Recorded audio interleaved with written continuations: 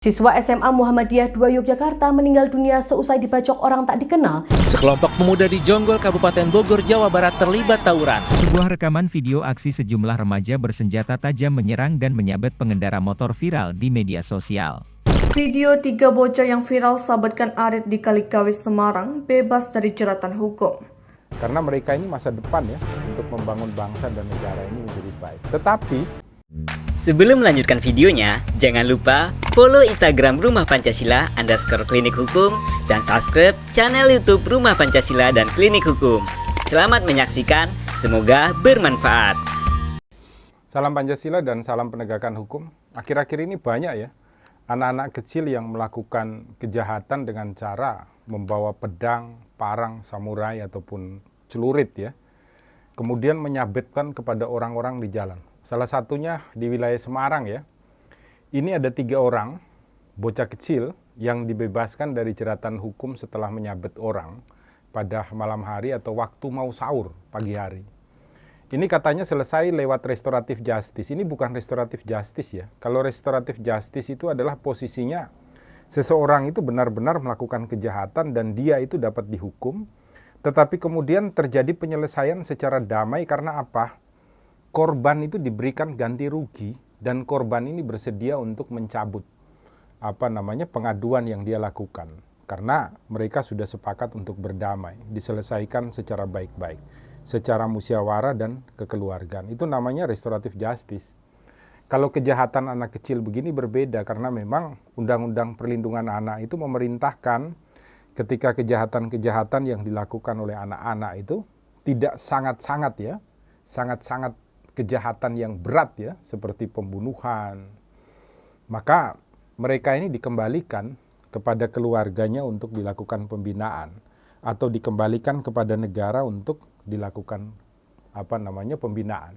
Karena mereka ini masa depan ya untuk membangun bangsa dan negara ini menjadi baik. Tetapi harus diingat ya, kalau kemudian anak-anak yang suka bawa parang, pedang, samurai, celurit ini di jalan bacok orang, tusuk orang, kemudian dibebaskan begitu saja, akan menjadi kebiasaan dan kita semua menjadi tidak tenang itu ketika jalan di dalam ruang publik, malam hari atau pagi hari dan lain sebagainya. Maka ini merupakan tugas kita bersama ya. Tugas kita bersama itu tugas daripada aparatur penegak hukum, pertama kepolisian. Karena tugas mereka melayani dan melindungi seluruh masyarakat Indonesia. Maka polisi harus tahu daerah-daerah mana yang rawan dan sering terjadi untuk kemudian dilakukan pembinaan ya di RT RW-nya.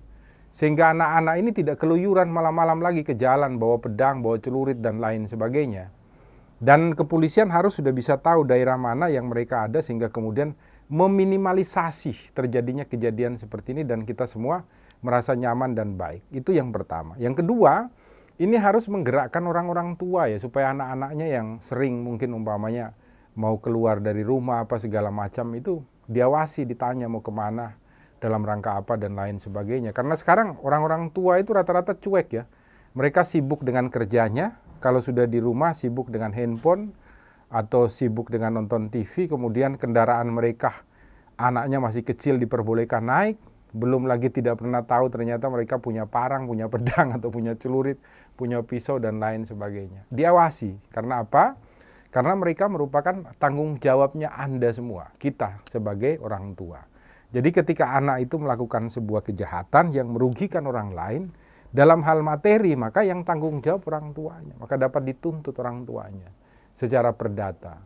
Itu harus diingat karena nanti kalau anak-anak itu nusuk orang kemudian meninggal, berdasarkan hukum perdata itu orang tuanya bisa dituntut untuk memberikan ganti kerugian sesuai dengan perkiraan orang yang ditusuk ini bisa hidup. Di Indonesia rata-rata hidupnya sampai 60 tahun. Bayangkan kalau yang ditusuk orang yang baru kerja 27 tahun.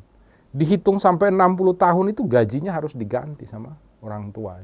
Ini kan cukup memberatkan. Jadi marilah kita bersama-sama ya, secara gotong royong, polisi, masyarakat, dan orang tua itu bersama-sama melakukan pengawasan terhadap lingkungan kita sehingga kejadian-kejadian ini tidak perlu terjadi lagi dan semoga nanti kita mampu untuk membimbing anak-anak ini menjadi apa?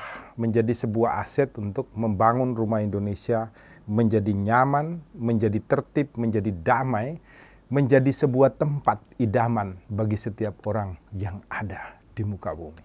Selamat menjalankan ibadah puasa. Jangan lupa buka mata, buka hati, buka telinga. Gunakan hati untuk mengasihi, gunakan tangan untuk menolong. Salam Pancasila, salam penegakan hukum.